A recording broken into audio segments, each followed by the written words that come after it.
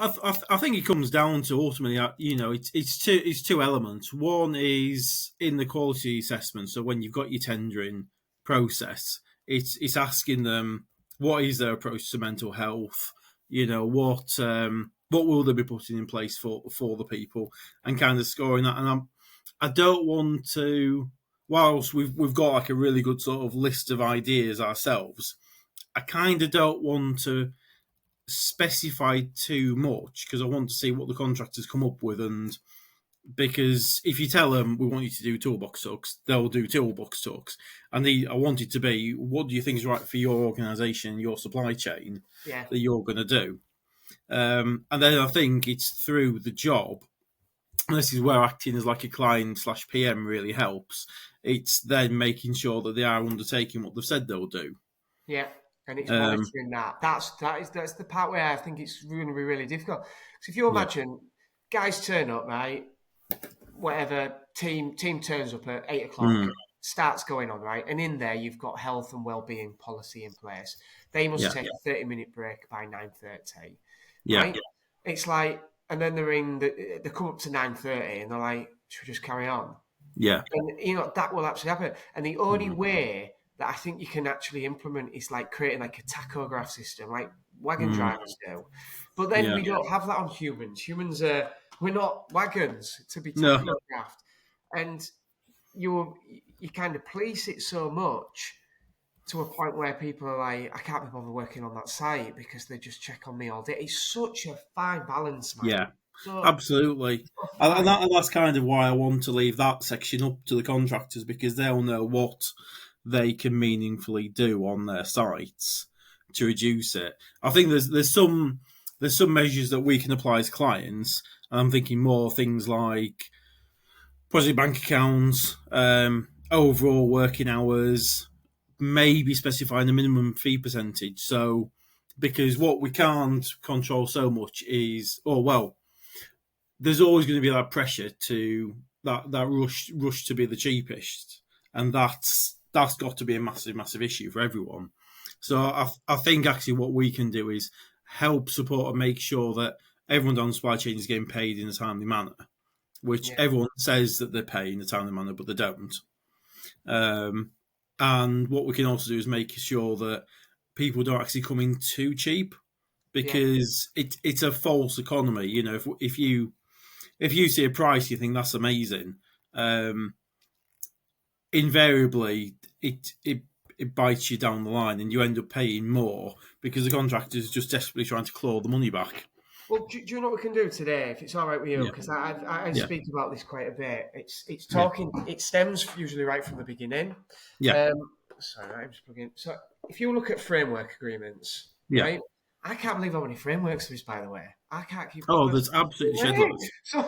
Someone had this idea a long time ago, didn't they? Went, I have a really good idea, and now, honestly, there's it's like we've lost the value of them. Absolutely. The theory, as you say, back in the day, made perfect sense of, because each council's got limited procurement resources. So we'll band together in each region. So we'll do one for Yorkshire, and one for the Midlands, and one for down south. And we'll do a framework, and then everyone can use the same framework. Makes perfect sense. But the trouble is that has then gone on, and everyone's kind of, realised that they can make money out of the frameworks. So they just go, I'll set up a framework. And literally, it's wild. There's like the pop up every time.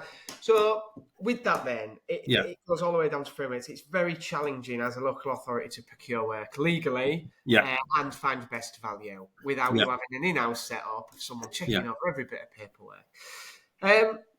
So then we have this framework kind of set up, and then you kind of just get people firing prices in. And at this point, it's kind of, this is where it needs the tightening up of how pricing is then valued and what it is. Because all you're doing, if you're taking 3 prices in fact, you'll be able to give us the inside info. Councils get 3 prices in to do a refurbishment of a roof. Okay? 3 prices come in. How is it that at that point, are you which parts are you looking at to see who you're going to be picking? Okay, so we've got a as will every council. We have a constitution which specifies how we are to procure. So we have to follow that. Not quite blindly, but we have to follow it strictly to make sure that we've carried out the appropriate steps. So we're looking at a number of things. So one is we have to ensure that the contractors that we're going to are capable of doing the job. So we look at financial stability, we look at insurances, we look at their technical ability, areas like that, health and safety approvals. So we make sure that they meet that sort of minimum standard, as we term it. And then we'll look at, depending on the job, it will either be effectively the cheapest price, or it will be a mixture of price and quality. So, and quality might be programs, it might be method statement, it might be the people that they're proposing to put forward. So we can try and come up with, using a preset calculation, we can come up with, this is the best tender for this job, and go ahead with it. Now, we can, when we're talking about the race to the bottom, we can, and we do occasionally, exclude contractors who are too cheap.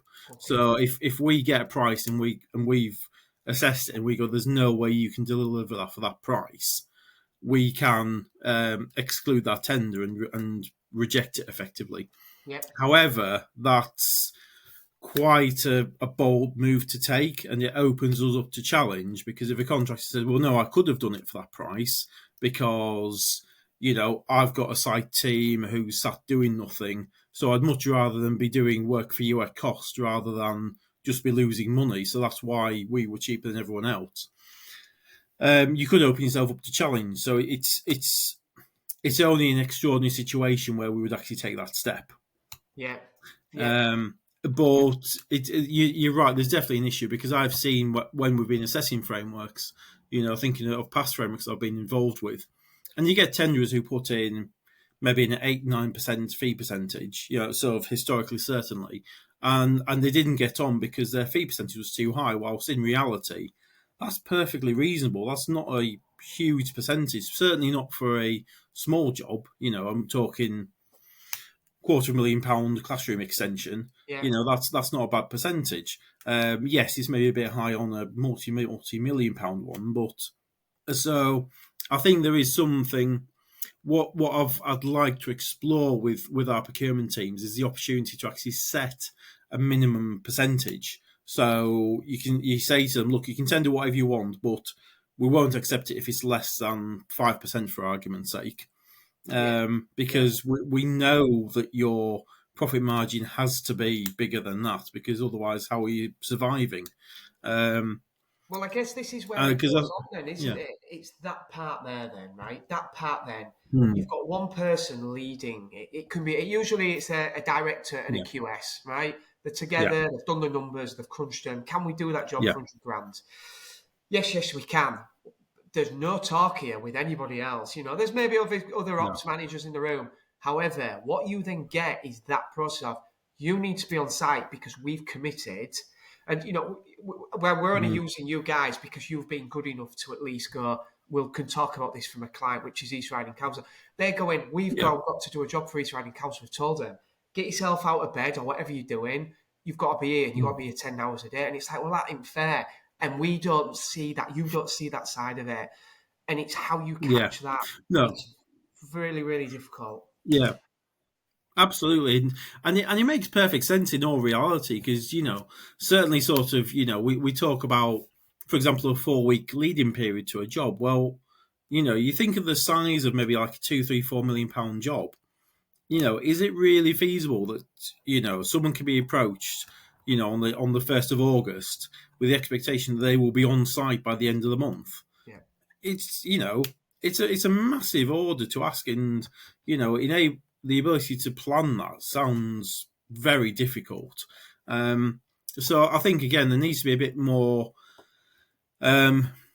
reality, I think, when it comes to programs. Again, one of the challenges that we have is, I'm not a contractor, never worked on site. My technical ability, I can barely rewire a plug. So if I get given a program, I can assess it to see, is it in line with the NEC form of contract that we use?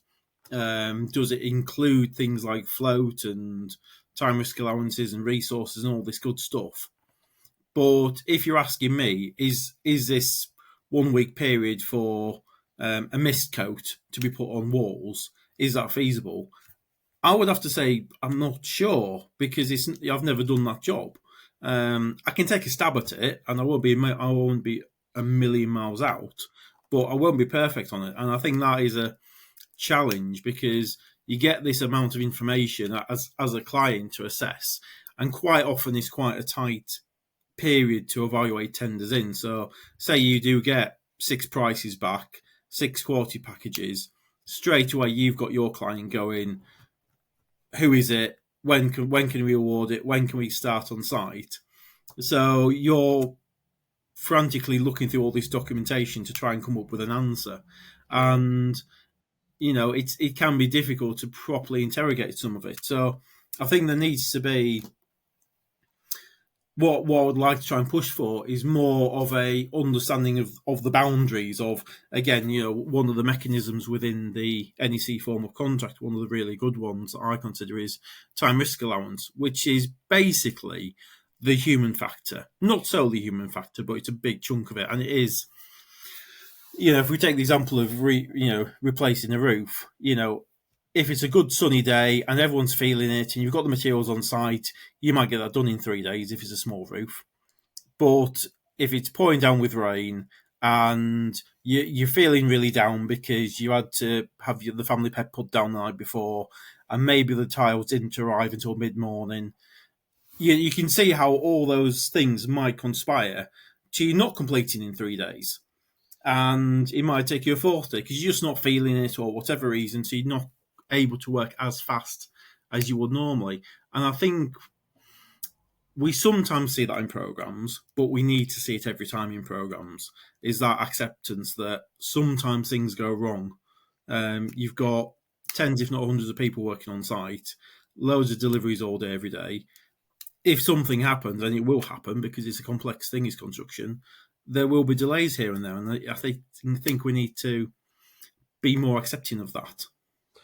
100%. Do you know what? In the last time we spoke, I think I brought up an example of human error, which was on the film Sully, the guy that crashed his aeroplane into the Hudson. And I think I used this good example because when they did the air crash investigation into how it actually happened, they run it on computer mode, and he was able to hit the birds and land in the airport. And then he came under fire saying, you were able to make it, so you didn't need to land in the Hudson. You put 400 lives at risk, and he kept saying you keep missing human error or human time for it to hit the birds and the time for us to change the plane. He says we're not computers, and sometimes tenders are written on the basis of a complete perfect outcome.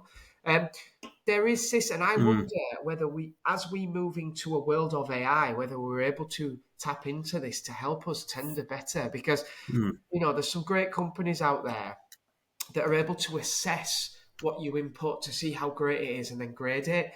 So if you look at companies that part of Constructing Excellence, Black Boots Technology, Richard and his team, they're assessing safety case reports for high risk buildings. You can put the data in. Of everything you've done, you think you're right, put it in, and it'll spit you back out with a score and everything you've missed, and it gives you a rating. Yeah. So then you're like, wow, I'm about to submit that, and actually I've missed points. So it takes it back out, you redo it, and you put it back in. We need some of that in a way that your tender goes in, you look at the job it's doing, you look at the general average cost of materials in the area, a human error, and then it should spit out a number. And if they've come in at 100 grand and the AI system's saying this is a £145,000 job in 4 weeks, and they're in 100 grand in 2 weeks, it can be flagged. And that, until we get that, I think we're just going to keep having these. Because people are buying jobs, aren't they, Mike? Like, people do buy jobs. Yeah, absolutely. And that's the trouble.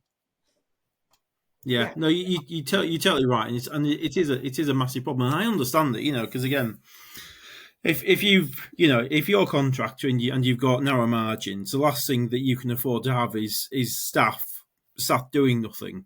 So if you know you're going to have staff doing nothing, you are looking for work for them to do, or you're going to have to offload them, which is the last thing you ever want.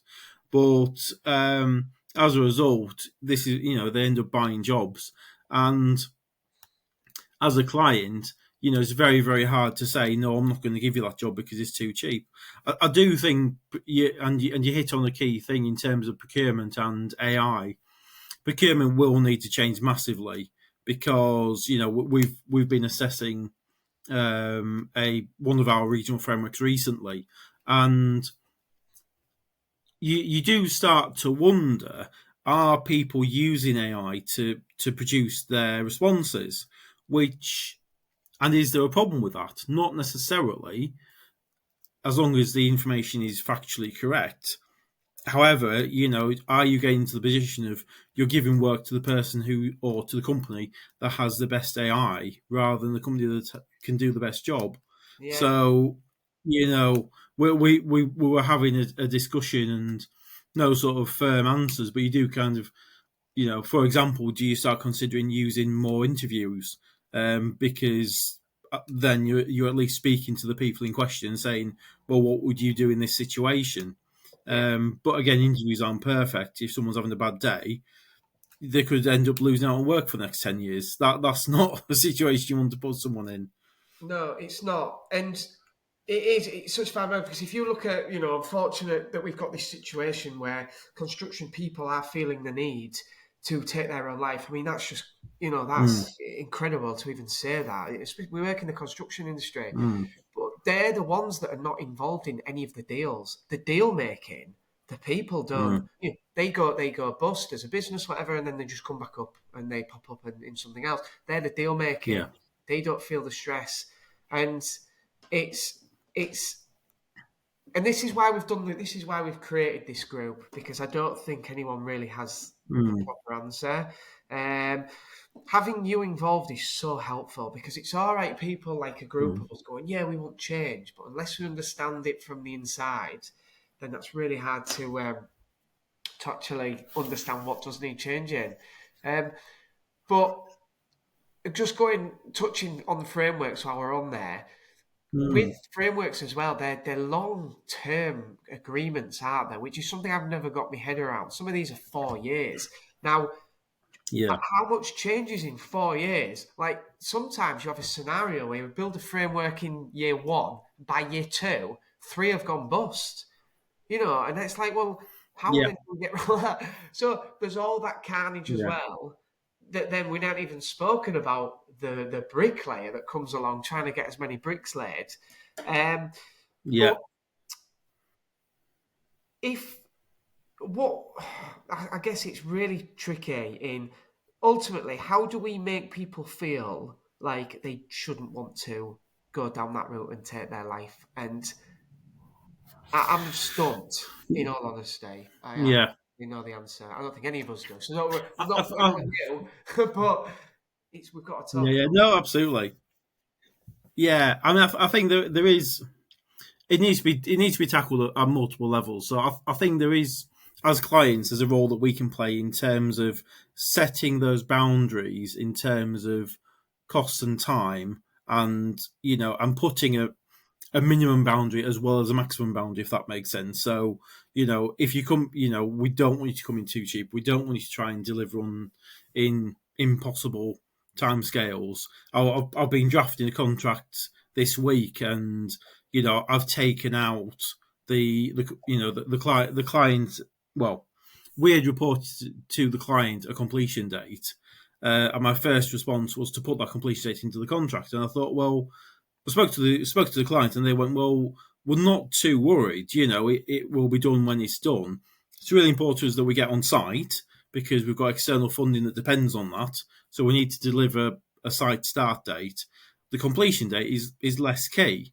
So I went, right, okay, I'll take that out. I'll leave it up to the contractor to decide what they think is a reasonable completion date, and we can work with that. But I think as clients, you can do that. I think it.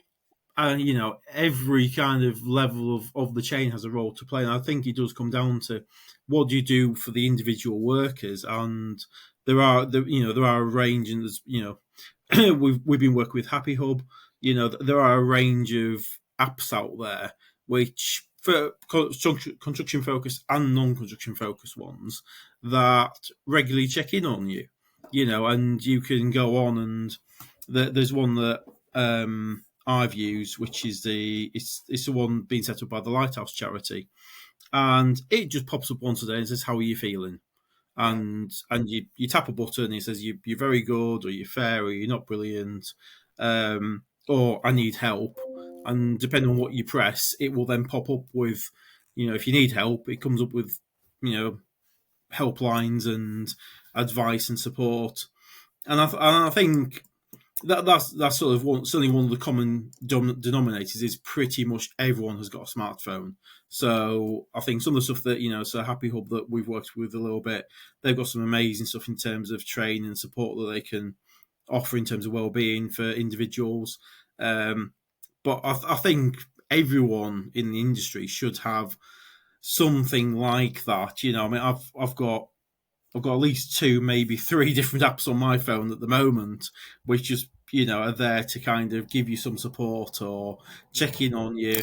And I'm lucky because I've got a really good sort of friendship network that do check up on me regularly. But I think even if you don't have that, at the very least, you should have something there just checking in on you. And that might be something that AI helps in, when it develops a little bit. We've already seen some really good sort of AI, such as Replica, which will almost be like an artificial friend for you. I think we'll see as it develops, we'll see more of that. 100%. So the journey through, obviously, we've got procurement, which we need to get sorted out. You've then got your actual contract packages, which you can be more mindful. 100%. Now, this is where I've been laying in bed about it, thinking, well, where can it go wrong? And it can, because you go out to 3, 4 contractors, they all come back in, and they're all like, yep, we're on board, we'll do it. The roof part of it comes along, and they subcontract it, right, to the roofer. The roofing company are not on board, right? They've now bought the work, and it's a constant ending cycle. It's like, oh my God. So now they've bought the work as the roofing contractor because they've won it off the back of the tender from the main contractor. So now they're putting their roofers under pressure to get stuff done. And I've even seen it where that roofing contractor have tendered it out to another one. Honestly, that's another conversation. Oh, totally. I hate that. There's like 15 people in the chain all taking fees, and there's about 50 quid left at end to get job done. It's absolutely. We've got no money left to do it. It's like, but so we've done all this hard work in the beginning with the HAP and everything like that. And as soon as it gets re-tendered out at the next stage, you lose all that. Yeah. If they don't implement, you kind of need like an overarching, like you guys, an overarching PM that is responsible for the entire chain to make sure if you're coming on as a subby, you adhere to these rules. If you're working for East Riding Council, you adhere to these rules. And that's maybe what it is like, because otherwise this contractor is going to go, well, I'm not responsible for A, B, C, D, them guys.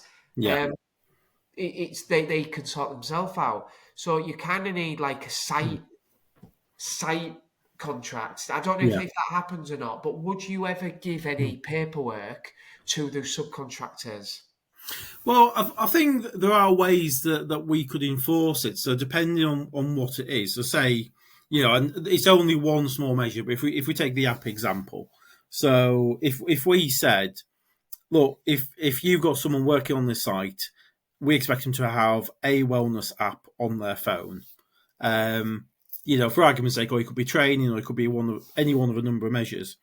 That sort of thing could be implemented, because if you think of, if you're working for MOD, they will require all their contractors to have certain security clearances, and they really won't care that, oh, well, I'm a subby. It's, well, you're going to have it. And, if we've got you working on a live school site, we will have your guys doing DBS checks and the like. Well, You yeah, know, that's and it. Yeah, yeah, yeah, yeah, and if I was a PM on a live school site and I ask a sub in, they go, "Oh, I don't know anything about that."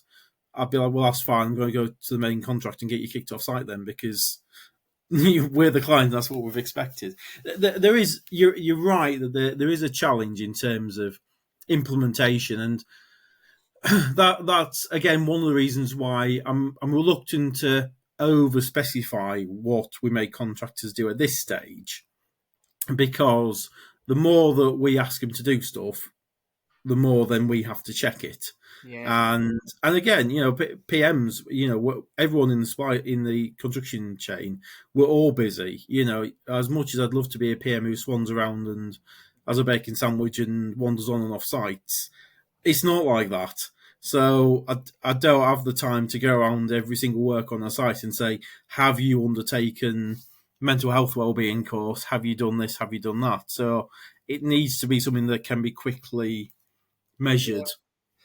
It does, and I think that's why. Yeah, I think the only, like I'm going back to what I said at the beginning, the only downside. I mean, it's not a downside, is it? It's Mm, you should check in, and if you're not checking into the app, then you technically you're breaking, the mm, agreement. And if you're breaking the agreement, then there's a chance of being kicked off site. And yeah. just even if it's checking in, it's just the check-in. And these apps are really good for that. They will flash, they Mm, can ping at you to say it's time for a check-in.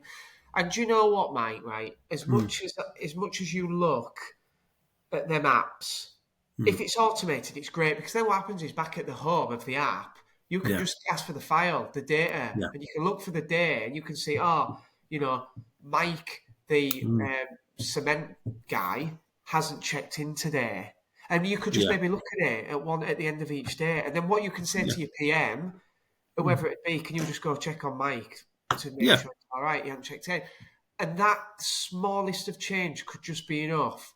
Yeah. That smallest of change. And do you know what? The more I'm thinking about it, the more it actually isn't that bad, is it? I think once you just create like a statement of, Mm, if you're working for East Riding Council, you need a welfare app, or like you yeah. say, you don't drill it too much yet because they might Yeah. come to you. Um, Toolbox talks, Mm, yeah, they have become a super tick box exercise, haven't they? yeah. I'm skeptical. Yeah, they're more like sit in this room for 15 minutes, watch this video, and tick. It feels like it needs more. It needs Yeah. to be engagement. So yeah, you could do that, and at the end of each day, who's not checked in, and then maybe go see them, and maybe, I mean, it sounds full on.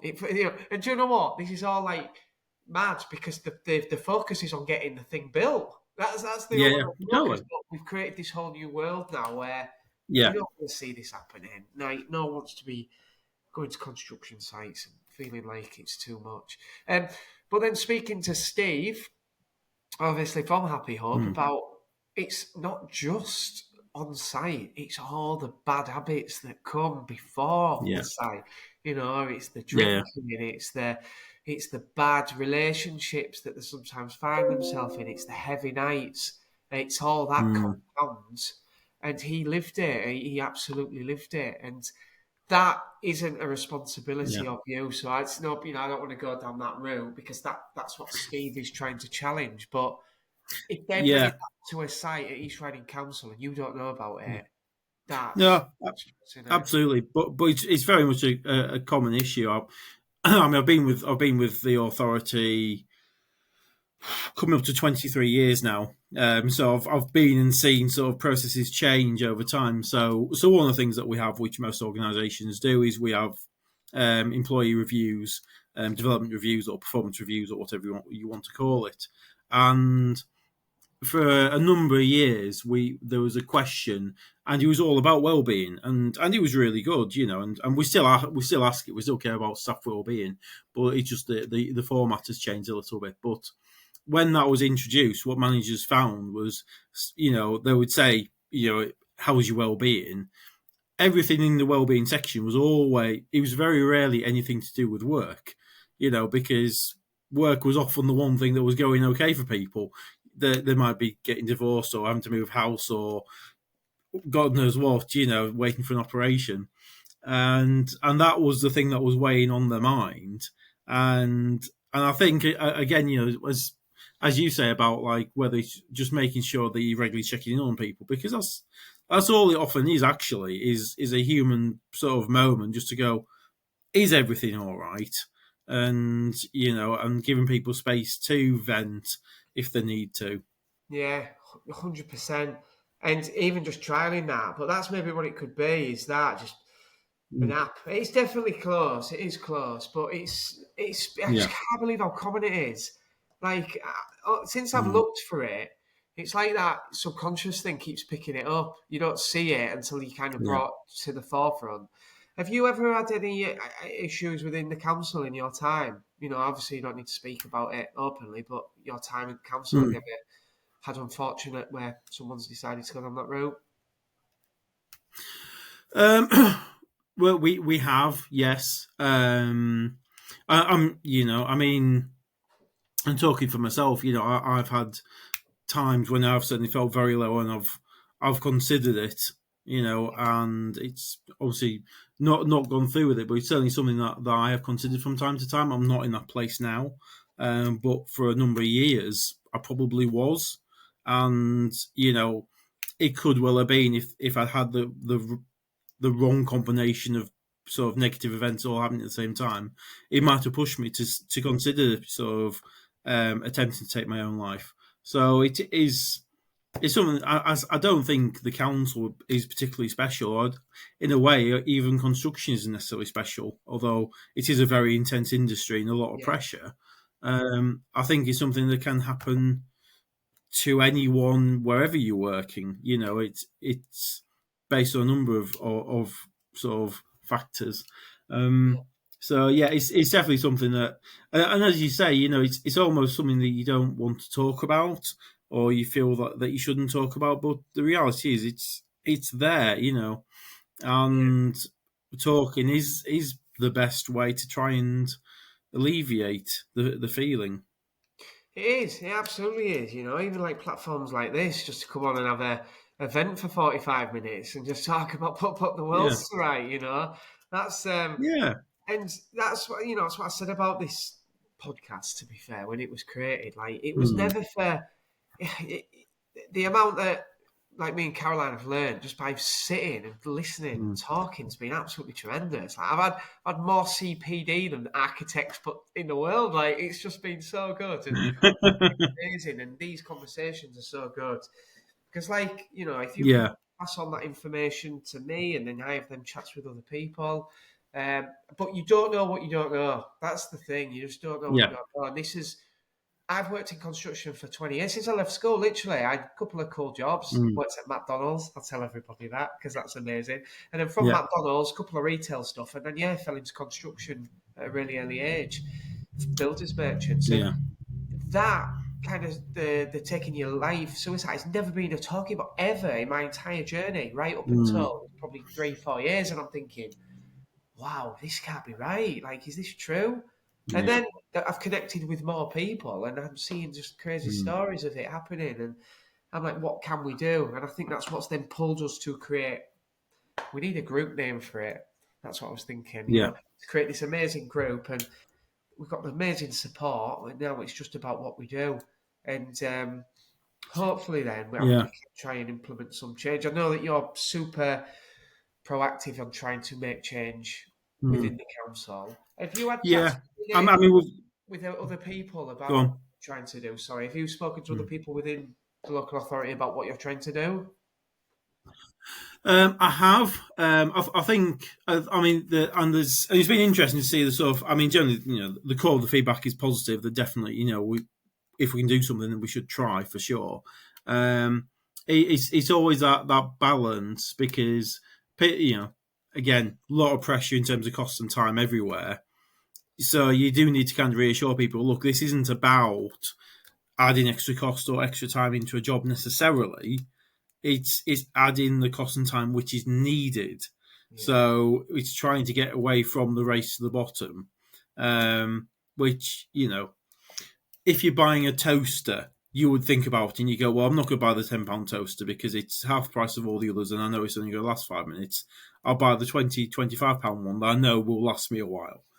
But we don't do that when it comes to construction jobs. We go, no, the £10 one will be fine, and then we're shocked when it becomes £12. I think kind of what people are keen to see, and it's been interesting actually since I've been talking about this. The number of people who have just reached out to me out of the blue on LinkedIn, which again, people are more than welcome to. If you want to drop me a message to chat about this as a topic, more than happy to hear from you. But what we're looking for is we're doing this development of what could be sort of positive measures for clients to take. Yeah. That'll be going out on LinkedIn, in a few weeks, maybe a couple of months at most, in terms of a bit of a questionnaire for people. And I hope to develop that into something that we can then trial on jobs and see how it goes. And ultimately, what I'd really like to do is, again, working with the regional frameworks, is be able to put that forward as almost a sort of a recommended specification. Because again, to save time for your procurement people and in other authorities, I'd want to try and just write some wording up and say, look, you don't need to read too much into it. Just implement that, stick that into your contract, and keep it on the contract and see if they do it. So it's all about trying to achieve something that doesn't take too much effort, because we're all busy, but will result in some positive benefit. Yeah, yeah. It's really good. I'm so glad that we've been able to get this link up, and that's what happens, isn't it? Just through connections, like just meeting you, and now obviously we've just got different people trying to all help, and yeah, I just think it's so nice that we've got to this point, and let's see what kind of the future brings it. But this isn't a topic that just stops. This is something we can speak about, quarterly, and we can have updates, and obviously what we're working on within our little team. Like I say, we need a name for it. I'm trying to think what could call Operation Mind. Yeah, we like that. Yeah, absolutely. But look, Mike, I think that's been a really good kind of just catch up and refresher on that today. There's so much we could talk about for hours, to be perfectly honest.